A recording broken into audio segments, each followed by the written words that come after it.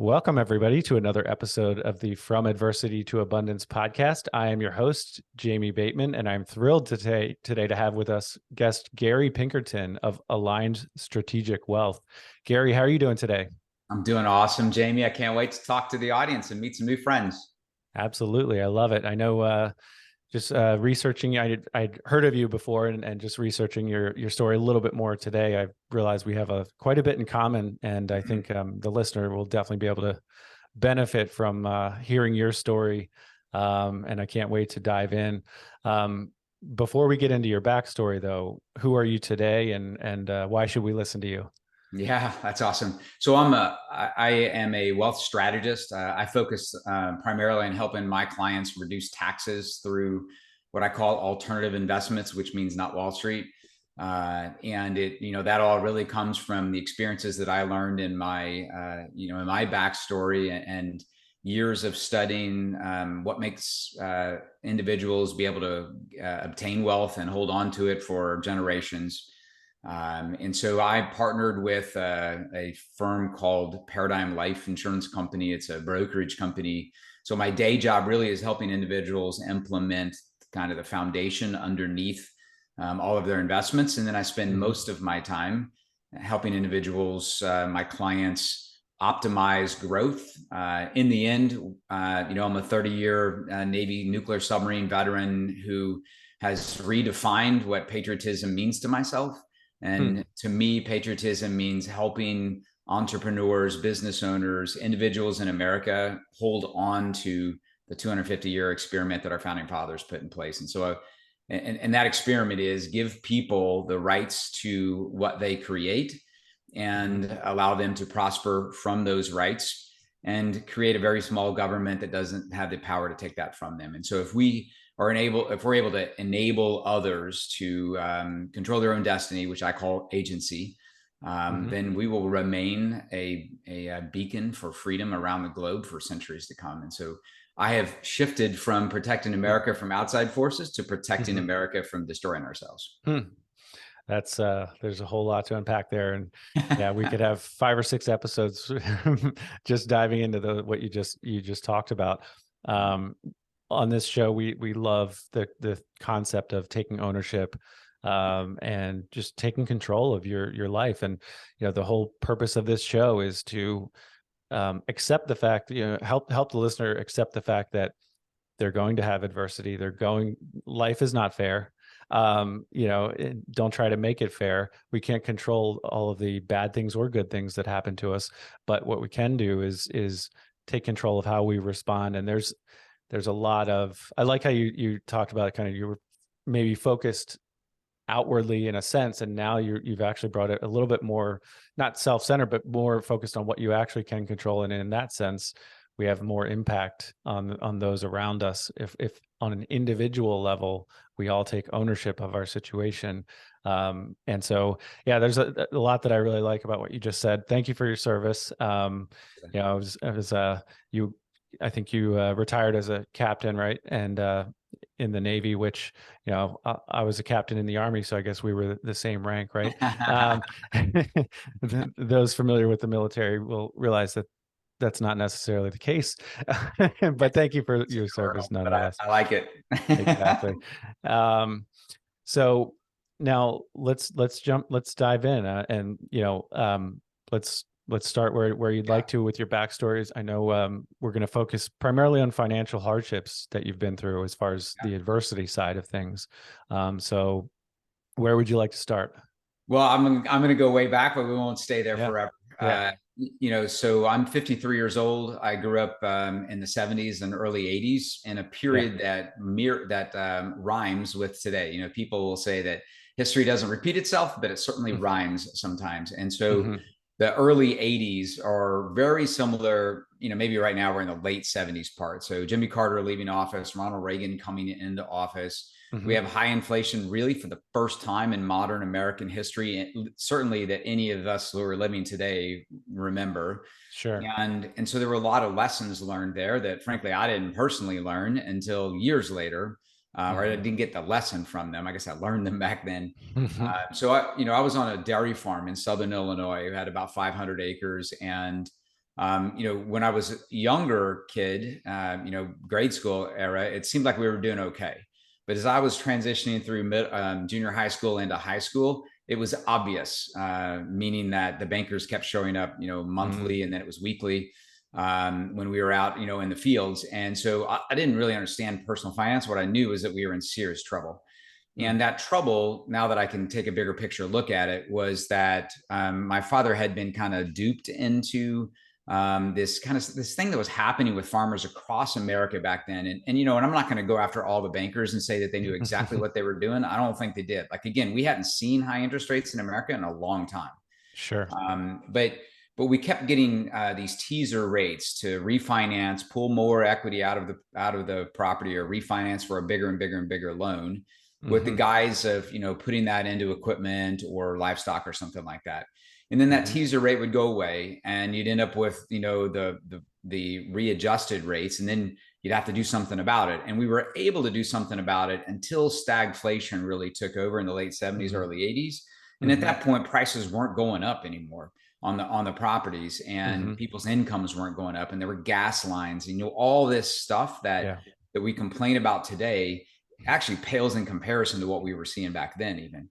And so, plus we had the threat of nuclear war and all this craziness going on, had just left Vietnam. So it was a really, really tough time. Sure. And I look at today's world and just say, man, we don't have, there's a lot of snowflakes around us that are just, they've been protected from the real world for way too long. Yeah. In fact, one of my favorite sayings, not to get distracted here, but one of my favorite sayings that I say on my podcast, Gary's Gulch, all the time, is that hard times create strong people. And strong people create good times. And I think that's what was happening. In the early 80s, we had some strong people being honed, created out of that tough environment. We had good times for quite a while after that. But the problem is that good times create weak people. And we can point at those people right now, I think. And these weak people are creating hard times. And we're about to go through the cycle again. And I'm ready for this cycle. And most people who are out there that are in our audiences are ready for this cycle. So, I'll throw us back into the early 80s. And so it's like 1983, 84, Paul Volcker gets the green light to fix inflation. And so he just hikes interest rates until he slows the economy down and breaks a few things and stops the inflation in its tracks. But interest rates got to 21% on our farm. And that took just a few weeks. And essentially foreclosed. Technically, we did sell it as we were walking out the door with the shirts on our back, enough to pay off the thing. And then we lived in a single wide trailer on my uncle's land for the rest of my high school time. Okay. And my so was that just? Go ahead. Sorry. Was it? Because I'm in the non-performing note space. So was that like a deed in lieu? Do you know? I don't know if you know, like deed in lieu of foreclosure, or was it a short sale kind of thing? Just curious how it really doesn't. It was an actual sale that resulted in proceeds enough to pay the banker off. Got it. Understood. Okay. Yeah, I think it was a normal sale. Got it. And then you said you lived in a double wide with your uncle for all of high school, you said? Yeah, for the last 3 years of high school. So to go back and just to add a couple minutes to that other story. So we had a month before, so they gave us like 4 months to get out, right? And so a month before foreclosure, we found this beautiful young couple. They were in my memory is like they were in their early 30s, and they had these 2 really cute little kids, and they would come and visit like once a week while we were in escrow, just to figure out what they were going to do here and what they were going to plant there, and where they were going to put the swing set and all this stuff. And we had, during that period of time, we went through this auction, and we got rid of all the livestock. We sold all the equipment. Like, we couldn't farm anything.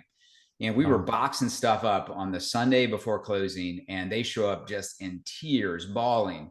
And they said, we went to pull our down payment out of our brokerage account, where we had put it into just some safe stocks. And the market had done a minor correction, and we don't have the down payment, and the bank just canceled the loan process.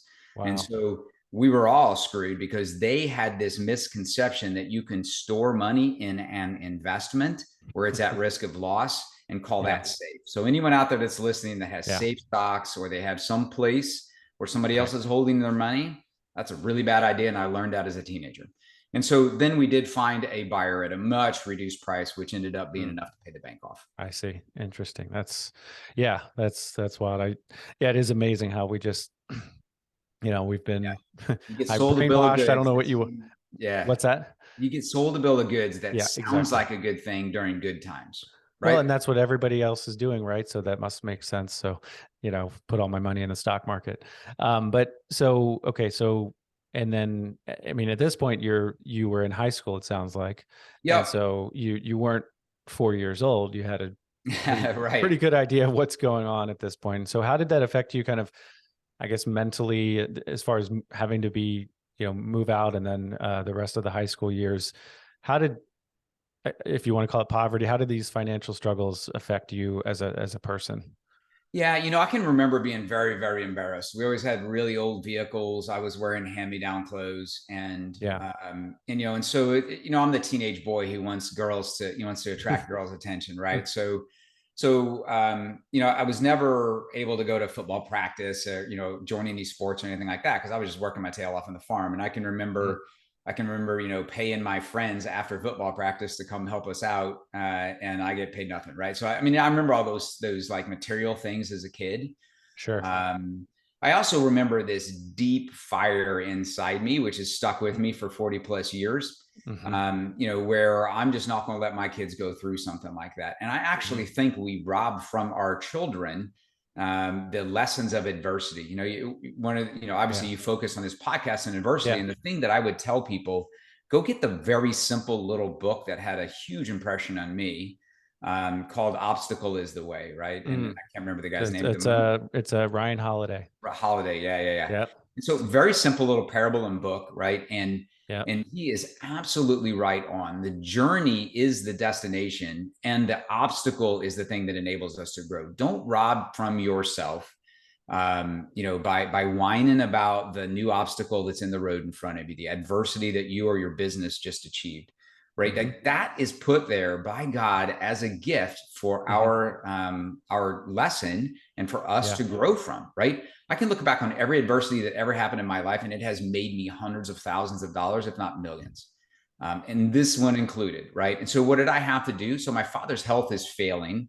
And he Mm. passes a couple years later just because of all of the stress associated with this. So, I Mm. was a freshman at the Naval Academy when he passed, Mm. Hmm. and that Mm. was probably the biggest adversity. I'll get to that in a second, but Sure. so in high school, I'm running little businesses like, creating wood pallets and stuff for our neighbors and Mm. doing whatever we can do to put food on the table. But yeah, my friends would come over, my girlfriend would come over, and I'm in this like 20-year-old single wide trailer, right? It's super embarrassing. Sure. Um, but thankfully, my parents had always pushed education. And I had three goals once I finally got things stabilized and my mom was able to get a job and, kind of take care of things. And she kind of gave my sister and me the green light to go off and pursue education and a better life, which I will always be grateful for those two for doing. But during that period, I learned a ton about entrepreneurship. I also learned a ton about having long-term fixed rate debt, offsetting and getting on the same side of the table as the Federal Reserve. I don't think anybody who listens to your show thinks that we have a good financial plan in America, which now the entire globe has, of Mm. Mm. depreciating our currency. But it is the plan, and obviously it's what's going to happen. And so you should protect your family and get on the right side of the table from that. Sure. So I learned You all those mentioned lessons. so you mentioned three goals. What were those three goals? Oh, my three goals. Yeah. To get out of Illinois because it was just poverty ridden Southern Illinois. The second was to have a safe, secure job because while I learned the lessons, I didn't internalize the lessons of entrepreneurship and being a business owner back then. Hmm. And so safe, secure job as far away as I could, and to be able to go to college for free. And so the Naval Academy tossed that right in my lap, and There I you didn't go. see it coming, and I grabbed it and ran. That's awesome. Um, yeah, I'm actually in Maryland. I don't think I mentioned that, but Uh, how was your time in Annapolis? it was, as a student, it was tough, tough, tough, tough because I was woefully underprepared for that. I can remember in the summer we had this sign up for your classes meeting that was a nice little air conditioned break between getting our tail kicked in the plebe boot Hmm. camp kind of stuff. And big, conference room, and they said, hey, write down any, oh gosh, what do they call it? IB, which is something baccalaureate, right? And then, Oh, then I forgot what the other one was now, but those courses, AP courses. So like write down any AP or IB courses. And I was the dummy from, the redneck from Illinois who raised my hand. I'm like, what is IB and AP? They're like, right. don't worry about it. So, so I had like 21 courses every semester, or 21 Wow. credits every semester, Yeah. 4 straight years. It was tough academically, and I was not an athlete, as we just talked about. So, it was, there's a saying at that place and many other places like it, where it's a great place to be from. And you're here for 4 years, you're going to love seeing that chapel dome in the rearview mirror as you were driving away. And that was true. Sure. Yeah. Like everything else, you start to appreciate it as you get older. And I actually finished my career there teaching ethics at the Naval Academy. And I was standing on the football field where we got our ensign stripes and threw our hats up in the air. 26 years to a day later, as I was watching the midshipmen graduate, and I took off my uniform that day, and it was the last day I ever had one on. So it was a really, really cool way to capstone, kind of bookend the career. But yeah, my 4 years there were tough. Got it. No, and I'm sure, obviously we don't have time to go through your 26 years of service. I'm sure you've faced some adversity, some ups and downs all through that. And again, thank you for your service. Is there anything during those 26 years that jumps out as far as, adversity you've dealt with that could be helpful for the listener out there? Yeah. So my plebe year, obviously very, very, that's the hardest year at the Naval Academy. You're just being pressured on, basically like bringing everybody down, even the pro athletes who were showing up there, or the college, state champs that are showing up there. Everyone gets challenged in some way. My father ends up passing halfway through that year.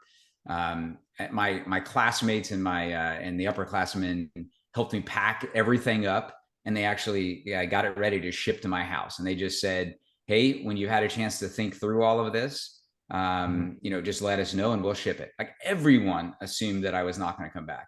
I went to my mom for some advice, and she's like, Gary, you don't know this to anybody else. You can come home and, do whatever sets, no one else is expecting you to go on. So like no one, and that was the worst part about it. It was like, there was no one who was saying you can do this, and it was a conversation with a guy sitting at the funeral home that just flipped the switch for me. I can't even remember what he said. I can remember sitting there with him, and I was just like, you know what? I'm going back. And one of the other things was that there was like nothing there for me in Illinois, So I did. So that was a very big piece of adversity. My dad and all of the stuff that he sacrificed for myself and my sister to get us to be able to launch like that. Out of all of that kind of, challenge, he devoted his entire life to support us, to allow us to be able to do that. And the one guy that I wanted to be able to turn to, and say, Dad, it was worth it. He was gone. And so that was the hardest thing for me to do. I was like, why would I go back? The only reason I was there was to, pay him back. Sure. So that was one of the biggest ones. When I was in command of the USS Tucson, the only other thing I'll say about that is, it was an ethically challenging moment. I was out with my crew. No outside person was there. We were doing some emergency drills, kind of testing stuff like firefighters do. And we did a procedural step that is the only thing that's in the manual that's in like these capital letters above all else. Don't do this. Never even heard of anybody doing that, but my team did it when they were recovering from this training scenario. And everyone who was beneath me in my command said, you know what? There's no record of this. There's no lasting effect of it. Thankfully, we didn't break anything. We should just move on. And I'm like, nope, take the ship to periscope depth. We're going to tell the boss. And that initiated probably 12 months of sheer pain. And like investigations and things like that. Yep. People, I had to fire a bunch of people. I lived on the ship in port for a while. My family was completely worn out. My wife, ended up moving back to the mainland so that we could get our kids in a better school at that point. It was a mess. Wow. But 2 years later, most of my crew thanked me. And we had an incredible deployment. We made some really big results for the nation, Hmm. presidential type activities, Hmm. and we won like the best submarine in the Pacific Fleet at the time. So Hmm. it was really incredible turnaround, but that was some Hmm. adversity for sure. Yeah, definitely. I mean, that's it's easy for us to talk about do the right thing when no one's looking. Yeah. Yeah, sounds good, but there's a lot of pressure on you, but to not do the And right thing by yeah. just not bringing it up. Um, and I imagine you sleep better at night now, knowing you did the right thing. You did turn it around, and you earned the respect of your Yeah, crew. I do. I certainly do. And I'm so proud that I made that call. And it was really just because, of the amazing training and education system that started way back when I was a kid, but mainly at the Naval Academy, and then just the culture of the submarine force. Sure. But I can tell you there are times, smaller times, where I've Yeah. not made the right choice like that. Sure. Yeah. And so I'm sure we can all say that, but, Yeah. I definitely am not perfect, but that one went No, okay. I get it. No, and kudos to you though, because it's at the end of the day, you didn't personally do whatever happened, right? You didn't Right. choose to do that, but it's it's all your responsibility, right? I mean, you're in charge of the whole Yeah. vessel and your Yeah. whole crew. So that's again back to taking ownership, ownership of the good and bad that happens to you. I love it. So yeah, so Mhm. you've dealt with a good bit of financial adversity.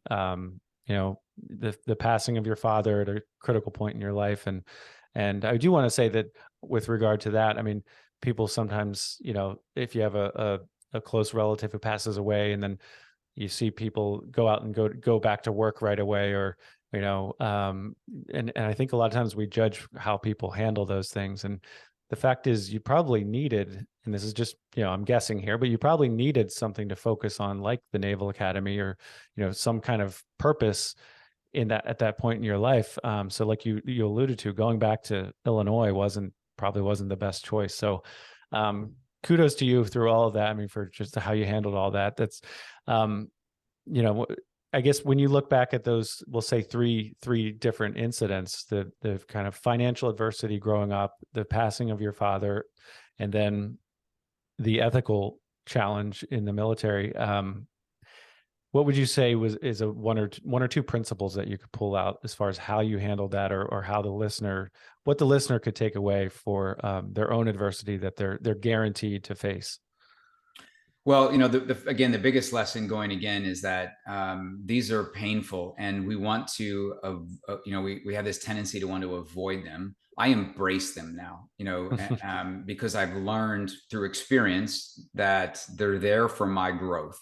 Hmm. And I think the big lesson is I would not protect, mistake that I've made with my two sons, awesome young Hmm. men, 18 and 21 years old now, but they're softer. They're a little bit softer, right? And they're pretty solid kids, and if I compare them to everybody else today, but I did protect them from things financially, otherwise. And Yeah. if I could go back and do that again, I wouldn't do it. But I'm freely admitting that the reason I did is because I carried all that baggage around, and I wanted my young guys not to be super embarrassed around their friends. Sure. And plus, when you have the means, it's really, really Yeah. hard to hold back. Like my dad didn't, he had a lot of challenges, but he didn't have to worry about, the fact that he intentionally held back funds that his kids could have had, right? They didn't have it. So Right. that I would say was the big one. And then, in the end, my fight song is that we are our own number one best asset. End of story. There is no pile of money out there. There's no business. There's no, car, rare car in the garage or anything that is Hmm. going, even relationships that are going to protect you in your own future. The Hmm. only thing that can protect you in your own future is yourself, and your mindset and your ability to go out and raise capital or to add value to others that they will Right. compensate you for it. It may even be food or shelter, but they will compensate you if you add value to their world. If Hmm. somebody's ignoring you and not on your team and doesn't want to pay attention to you, it's because you haven't added the right value to their world. And that may be fine, but that is the answer to why that is the case. I And love so, that. Yep. and so you can look to anybody and they're like, hey, I got enough money. I got more money in God. I don't have to worry about this. That's just screwed up, right? All you got to do is find a really sophisticated con man and you will be bankrupt. Hmm. worse Sure. bankrupt than the guy who is struggling right now, but still adding value, because that person retired themselves, which means they took them out of service, and whatever skills they had to end up with that money to begin with are now gone. They're Yeah. useless. And they're No, in that big makes time a lot of trouble, sense. Yeah, I right? think, you know, wealth creation, obviously you and I both believe that it's very important, and you need to Yeah. take ownership of your financial future and all that stuff. But if you're placing your all of your hope and faith into the money itself or the wealth itself, that's a that's a fool's errand. I mean, that's, and so Yeah. I'm in a, I know we run in some of the same circles. The guys I'm plugged in with at Wealth Without Wall Street, they, Mhm. the first principle they operate by is invest in yourself. I mean, that's just number one. So And couldn't agree yeah, more. and that's a great point. And obviously, we're very like-minded. I know those two gentlemen Yeah. very well. Yeah. My point with that in this specific case about those three areas of adversity is that what Hmm. got me through it was knowing that I've got it inside me to be able to dust myself off and move forward. Right. Right. No, I There's love all it. kinds of pithy little quotes and comments and stuff about, just get up one time more than the other guys. Sure. But the reason that the reason that sayings are out there is because they're true. Yeah, no, that's true. It's one of the themes I've pulled out from all of the episodes we've done so far, one of the common elements of how these people, the guests we've had on, how they've gotten through the adversity they've experienced, is that they invest in themselves, they focus on themselves for a period of time, and they're always in a growth mindset and trying to better themselves. However, and you mentioned this already, it getting to abundance, and that looks different for everyone, but getting to abundance really comes from serving others and trying to add value to others. It ends up actually not being about you, Gary, or me, Jamie. It really ends up being about serving others, and then it does eventually come back to you, I believe. So I love the fact that we are very like-minded, like you said, and I think the listener can take a lot from this conversation. So I do have some rapid fire questions for Yeah. you, and then we can get to kind of a little bit more about your business today and how you run things, how you serve others through your business. What's one thing that people misunderstand about you? I'm a bit aggressive, meaning I'm just kind of to the point, and it may come out being just hardcore and not caring, and I don't know, maybe self-centered or something like that. But I just have this burning fire inside me of patriotism to help Americans take control of their future, take control of their situation, and insulate themselves from others having what I call financial blackmail over them. Like you do need to come in and work today. You're going to have to take that pay cut. You're not going to be able to go to your kids' recital, all those things. Most Americans and most parents would like to, flip out the middle finger at that, right? But they can't do it because they have not been able to have not yet established agency in their own world. And so I'm very passionate about that. Maybe I come Mhm. across as a little bit off the top rope sometimes. Yeah, no, I've heard that, with from several of our guests.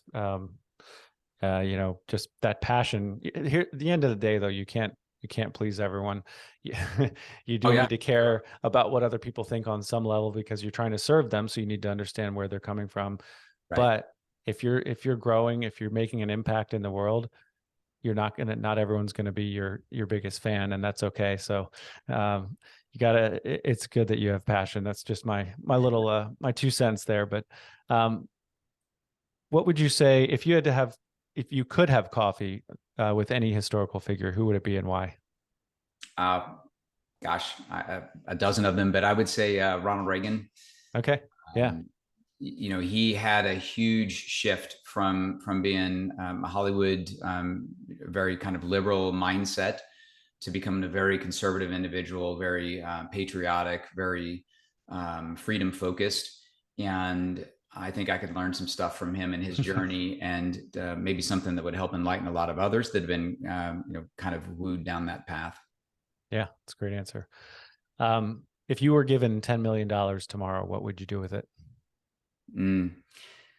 Increase my ability to attract the attention of other like-minded producers, build a place here in Southwest Florida a bit of an oasis, a place where people could come and we could hold actual live events. I mentioned that my podcast name is Gary's Gulch. That comes from, it's a reference to Galt's Gulch from Ayn Rand's book, Atlas Shrugged, which was a place where all of the producers went off to protect their mindset, and a community of people who could come out of the woodworks in the end and help rebuild America again once everyone kind of realized that entitlements and voting yourself, victories and all this kind of stuff wasn't going to work.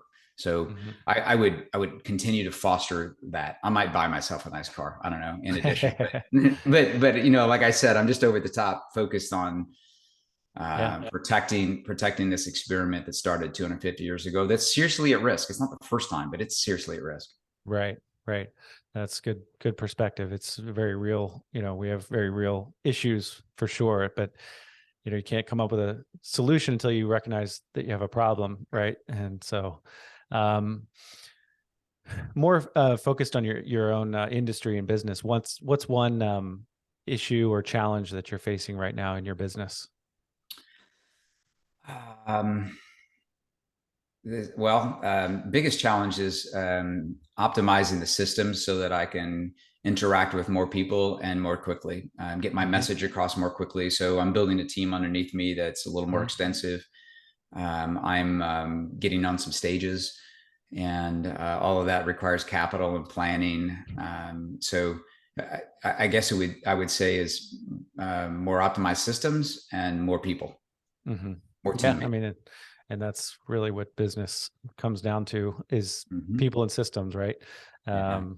So yeah, that's something I can relate to as well. What's one surprise that you've learned through on the business side of things? Just something you didn't expect. Maybe it's been more challenging or easier or more fun. Any surprise that you faced in your business? It's been more abundant than I could have imagined. So I certainly enjoy it. I've always known I was going to enjoy it, that it would be fun.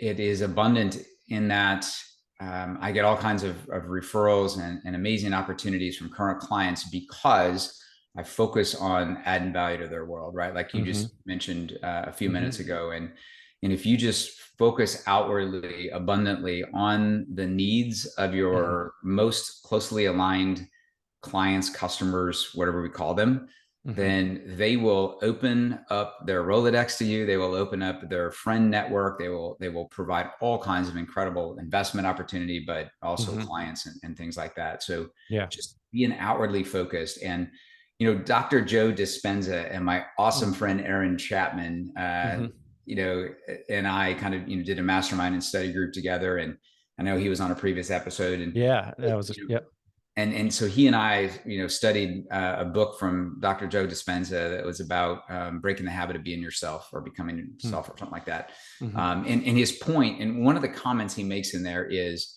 the human mind, as powerful as it is, in the end can only hold one thought at a time. And so if you're thinking, man, I'm so grateful that I have this, new car. I'm so grateful that I have this friend. I'm so grateful that I have this thing. Then you can't actually physically get ticked off at the guy who you think cut you off because he dislikes you or he wants to prove a point or something. Like, you just can't do that. And I'm grateful that guy was able to find a hole in front of me and can make it to his wife's delivery of their brand new baby. Like, create the story that makes you abundant. And so that's what I've tried to use. And my realization of the thing that surprised me is that it's been incredible. That's awesome. Yeah, there's a bunch of things I'd love to dive into there, but in fact, just talking about adding value to others, I did drop a Zig Ziglar quote to my 15-year-old daughter last night about, if you help enough people get what they want in life, you'll get everything you want in life. My favorite quote of all time from anyone. Yeah, because she's trying to hit me up for more money because I helped fund a small entrepreneurial adventure or venture for her. And so I respect what she's doing, but I'm trying to get her to, focus on others and add value, and it will come back to you. But yeah, that's been awesome. That's awesome that it's been so abundant for you. It sounds like in more than just financially, it sounds like you're really enjoying the business as well and enjoying serving others. What is that? So give the listener kind of just a snapshot of your business and what, what does one day or one week look like for you? Yeah, so I'm meeting from a room in my house here in Southwest Florida on a beautiful golf course, which is things that keep my mind very abundantly feeling. Have one of those very simple things like a waterfall on our pool that just makes nice sound, and Nice. climate here for a few months out of the year, you can just keep the window or the glass open and listen to it. And so I'm meeting via Zoom like this with many clients, just one after another, and then take a short break, and then a couple more, and taking notes in between there. So very hectic, focused days. Most of the week, actually, like I don't even take one. I don't even take one of those days off. I do take off Sundays, and I take off most of Saturdays. I do travel a lot as well to engage clients in person, to do main stage kind of things, to do masterminds, to connect up with Patrick Donahoe and his team out in Salt Lake City, Utah, where I'm headed next week, and to teach some industry courses, financial courses, with a good friend, Todd Langford, and his wife, Kim Butler, who are, kind of industry giants here. So I go off and teach with them as well. Predominantly it's me meeting with clients one-on-one. I mean, this is a one-on-one, business that we're in because we're talking about people's personal finances. Sure. Personal is personal, right? Yep. And so we're designing this, kind of handmade glove to fit their family that is really a foundational piece. So it's infinite banking, it's high cash value, whole life insurance. Yeah. And so that's like step one. And then I have a cash management system called Currents that we bring in with that. And then I expand where possible and where it fits their scenario into helping them with wealth strategy. And so I'm helping them with business structure, asset planning, estate planning, tax reducing investments, syndication kind of investments. And so some clients I meet with weekly, some clients I'm meeting with once a year, some clients I can't get on the phone, but it all just comes down to what their needs are, where they are in life.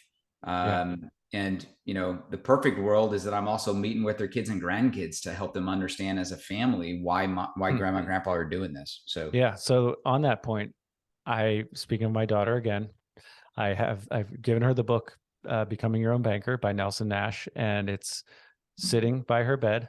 And you have any advice on how I can get her, interested?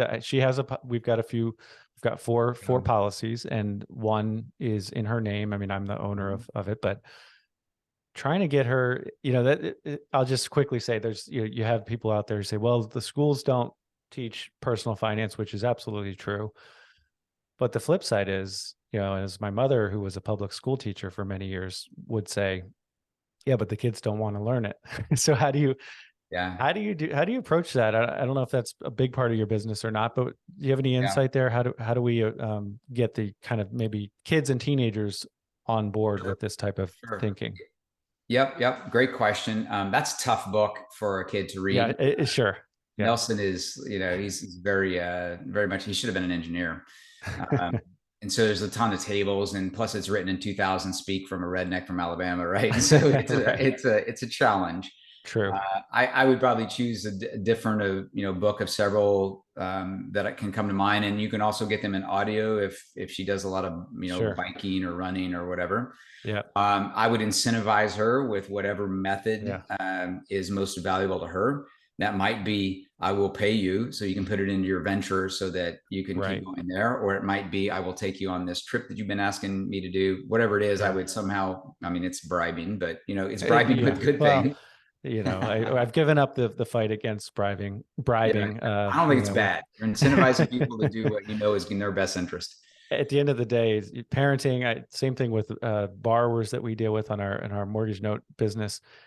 All you can do, it's carrots and sticks, as far as incentivizing people. But, and in the end, I was just going to say that in the end, what's most valued by our children is time with us. They won't say that when they're 15 and a girl, but in the end, they will remind you that their best memories are, the time that you forced me to go with you on this trip, and it turned out to be amazing. Yeah, that's an excellent point. As we start to wrap up here, Any other anything about your business that you want to point out, like a productivity hack or anything for the listener out there that you could you know provide as far as a principle that's worked in your time in small business? Anything like that? Well, we mentioned earlier about systems. So one of the things that the military teaches us, and certainly Navy nuclear submarines teach us, I was always amazed as a new officer coming onto a submarine, the amount of control they gave me, and when a new junior enlisted member would come onto the submarine, and we'd give them this short little piece of paper and an orientation, and then we'd put them to work operating a nuclear power plant, right? And why would that happen? Well, it's because we have very, very stringent systems, procedures, but also you go through a training program that is intended to be generic enough that it works on all the plants, right? And so that's why McDonald's is successful. It's why Chick-fil-A is successful. And it's why I'm getting, I told my boys when they graduate college to tell me what business they want to start. I will fund the business and co-own it with them, but it's probably going to be a franchise. Because above anything else, I want them to understand the value of systems and why something is done the way it's done, and get that lesson, because then they can go start their own business from scratch. But they're going to already know that the bookkeeping and the procedures and all of that stuff is, feedback from customers, how to do marketing, all that stuff is figured out with franchises. There's a lot of horror stories about people buying franchises and losing, their retirement dollars, but it has nothing to do with the good points that I really want to put out there. So it really wasn't about my business, but I do talk to my clients a lot about that. And I think that is the way to success. Because in the end, again, if we back it all back out to what I'm trying to do, I'm trying to enable and empower and provide resources to individuals to take control of their own lives. And in the end, that means that they have their own business. It might be running rental real estate, but it might also be a storefront or an Amazon business or something. But they have the ability to say, you know what, I'm not going to listen to you this time. It's not in the best interest of my family. Instead, I have set myself up so that I have my own income sources. I can count on myself, and I'm providing value, and I'm going to go my own path. Right. And so that comes from creating something that's successful. And that means you understand systems. So really, for me, it all goes back down to, it's maybe boring, but systems are the most important thing you need to recognize is going to sustain your agency on this planet. Love it.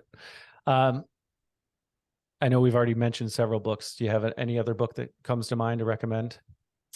Yeah, so a little self-centered, but I like Patrick Donahoe's book, Heads I Win, Tails You Lose. It's really just taking a different look at personal finance, maybe questioning some of the stuff that you've been told since you were in grade school. And I love Kim Butler's book that is called Perpetual Wealth. It's a big book. It talks about family and legacy, and it provides some concrete things that you can go do. For example, I'm starting semi-annual 3 to 5 day events with my sons.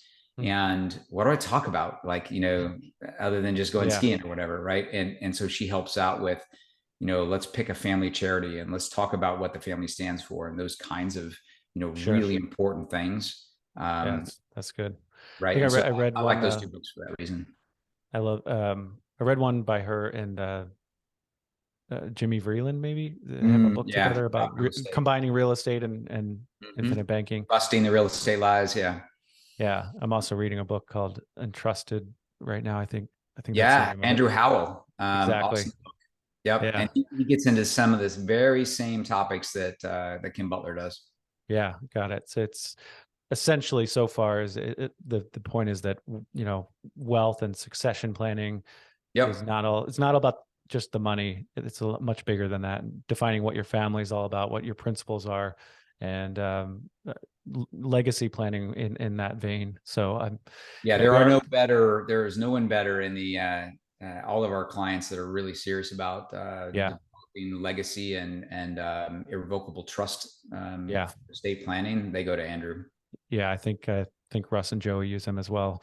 He's not cheap, but he's very good from what I hear. As we wrap up here, Gary, I really appreciate you taking the time. This has been fantastic. We've hit on several different types of adversity that you've been through, and I know we could have had 5 or 6 additional episodes diving into all of that. But thank you again for your service and your time today. Where can our listeners reach out to you online if they want to connect? Yeah, the easiest is just garypinkerton.com, or email is gary@garypinkerton.com. Awesome. That's the easiest place. I would be forever grateful if they go check out Gary's Gulch, Yeah. Gulch. It's a weird phrase, but if you've read Atlas Shrugged, you'll get it. And then my parting message for everybody is just remember, adversity is there for your benefit. It will make you stronger and better, and you will be forever grateful for having gone through it. So embrace it positively. Take it on. Love it. Awesome. Thank you so much, Gary. And to the listener out there, we thank you very much for spending your most valuable resource with us, and that is your time. Thanks, everyone. Take care.